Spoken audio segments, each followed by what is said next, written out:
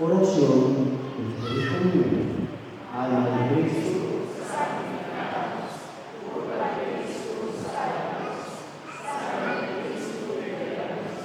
alabanza de Cristo, milagros, pasión de Cristo, glorificamos.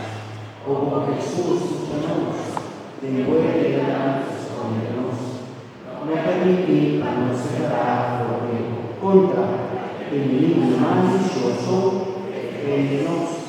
Na hora y nos morto, llámanos, mándanos y cercado, pagando como santuna, nos alabado, dentro siglo y siglo. Amén.